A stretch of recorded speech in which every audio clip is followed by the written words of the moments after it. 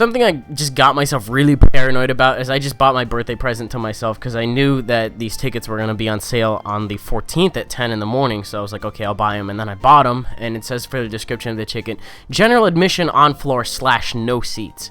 And no seats is just kind of like, okay, am I going to be standing? Or are they sold out? That could mean two things. I would assume, because Ticketmaster is like a fairly good site, that they would just gray out that portion entirely, saying, whoa, we're at capacity, we can't sell this shit anymore. As opposed to just leaving a shitty edit next to it and being like, hey, there's no seats. You know, I know I'm going to be standing in this kind of situation. I mean, not everyone might, but hey, you know, it's kind of a thing where I'm wondering, but I bought it, it let me buy it, so I should technically be in, right? I don't know, let me know what you think, and I don't know, I guess I'm just being weird. But for now, I have a battle against a MrSmellyFeet100, and it was using the trapping thing stuff that NBZ likes using from time to time, but I switch it up a little bit. Probably add Chandelure on this team when it comes out, and by probably I mean yeah, most definitely I'll be running it all the time before that shit gets banned. But I lead off with a Scarf Staraptor. Does a lot to the Tornadus, and I thought it was gonna kill me off on this first turn, but turns out he just goes for a U-turn and finishes himself off, so I'm like 100% okay with that. But now he goes into his Politoed. I'm pretty sure this is a physically defensive one, because this Brave Bird, if it did that much to a Tornadus, I'd expect it to do a little bit more to a Politoed, and it does around half. I'd expect if it was a specially defensive one for it to do a sizable chunk more than that, but he takes me out with a Scald. That's fine by me. I got a pretty good dent in this thing, and because of the damage, I'm more than likely suspecting you know, some Toxic, some Perish Song, some shit like that, which is why I'm going to go into Wobbuffet to trap him in here. He's not going to go for the Scald because he doesn't want to get it mirror coated back. So he ends up going for the Toxic. I end up being faster because I'm actually running a little bit of speed to be faster than slower things, I believe. So I think it's just like max HP, max speed. I think I'm running a timid one. But I do Encore him, I believe, into the Toxic after I Safeguard, which actually gives me a free switch into anything I want. So I don't know why I went into Magnezone, who has the immunity to it anyways. If anything, I probably should have gone into Tyranitar and started setting up Dragon Dances, because that was the perfect opportunity to, and I just didn't take it. I blame my lack of experience with this team, but at the same time, you know, that's something you should really be thinking about before you make the play. Like on PO, it lets you cancel it, and on Showdown, it lets you cancel the move. On Wi-Fi or like in person, when you pick the move, you fucking commit to it. You're stuck. You gotta think about that, you know. But I set up a sub on the switch because I know he's going to want to switch. He's not going to wind up being locked on Toxic. And he ends up going out into his Golurk, ends up going for the Dynamic Punch, which is going to break my sub. Also confirms to me that he's a no-guard set as opposed to a sub-punching Iron Fist set, that kind of thing. But I also see that I'm faster as well. He's got Lefty too, so that's okay. The thing is here is it brings him over half with the lefties, so I figure I might as well risk it and then see if damage variations are going to be kind to me. It turns out that I either rolled a really high one on the other one or a really low one on this one, but he doesn't kill me. He just ends up setting up his Stealth Rocks. So as much as this team really doesn't like Stealth Rocks, which honestly, I don't think it really minds him too much. I think everything's kind of neutral to it. But he's going to want to switch out to end up taking the HP Ice, and he decides to go out into his Politoed, which was a little obvious, I guess. I probably should have set up a sub. But at the same time, it already like served its purpose, so I was kind of expecting to kill it off right there, but I guess he wants to save it as a switch fodder or something like that. That's a perfectly acceptable thing to do. I just I don't know, I kind of expect him to leave it in is all, but he's gonna protect to see what I have to do about it. I probably should have suspected that, but I do have the Charge Beam going on because he is physically defensive. This is probably gonna end up hurting a little bit more, but it turns out I miss it after he doesn't protect. Gonna do around half with the Scald, I want to say. Fortunately, doesn't get the burn because it's a substitute set, and then that would just end up hurting it behind the sub if I were to go for a sub later on in the game when this thing actually happens to be alive. But I'm not going to be able to take it out with just a plain Charge Beam, and he ends up going out into his what is this? I was about to call this a Squidward because he's Squidward, comma, Squidward, that kind of thing. But Charge Beam boosts my Spec Attack, so I also have T-Bolt on this set, but I don't remember if I go for it immediately on this turn. I think he's baiting me into going for it, and then he goes out into his Thundurus, which I actually did end up forgetting about. and I just, yeah, fucking Volt Absorb happens. Whoops, what can you say? He's got like 2 water types and a Volt Absorber on this team.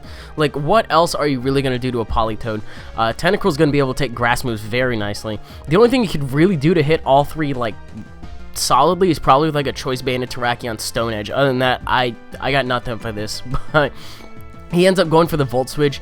Probably should have left it in his death fodder, or just left it in the first place, because I don't know, I kind of thought he was going to go for the Focus Blast as well from prior experience with these things, and they just end up going for the kill. Turns out he just Volt Switches into his Kieran Black. This is a problem because it hurts. It hurts really bad. It's going to take me out from half HP. I do have a lot of HP, but I don't really have a lot of defensive. I can't remember, honestly, if I'm invested in speed or if I'm invested in defense. I honestly don't know. Now, that was a big risk right there, because if he was a Scarf one, I'm actually a Specs Latios. He could have outsped me and taken me out with an Outrage. That would have been a problem, but it would have just gotten another turn of Outrage up. I probably could have brought in Magnezone again because it is still alive, but that's also just based on a risk that I don't really want to take. It turns out that he's either banded or something. I don't know. He was probably banded just because I didn't see any recoil. Could have been lefties too. I honestly don't know. But I get to go into my Magnezone because I don't want to stay in on a -2 with Specs, which I call -1, but every time I do, someone always manages to correct me, even though, whatever, dude. It's like Specs is +1, and then the thing is the other one. You get what I'm saying? Like, there's no need to nitpick over like 8 to 10%. Like, we get it, you know. It's much easier to just say essentially how close it is. It's not that bad. So, got my Magnezone in here, and I think I fall for this fucking trick again. This Thundurus, I don't even know what I'm gonna do about it, but I end up going for the T-Bolt again because I thought he would stay. I thought he was gonna stay in and like expect me to overpredict and like go for, I honestly don't know, but I stay in on this one, and it turns out that I probably could have ended up living the first Volt Switch because it does like 25% tops. So I don't know if do I have enough to sub? I think I barely have enough to sub, so that probably would have been the smarter play to do, but I just end up going for the HP Ice, thinking that he's gonna stay in for whatever reason. So I'm playing this Magnezone fairly poorly. It was kind of in that portion of time, like about 2 or 3 weeks ago, where I was just really in a slump, and this was like one of the 2 games. Like, you can tell the, like, you can see the desperation going on the field. Like, if you're like picturing this in my mind, you're like, why did he make this play? Why did he make this play? You know, I'm like fucking fried out in the middle of this game. So I don't even know how I'm still playing. And right here, I'm just like, you know what?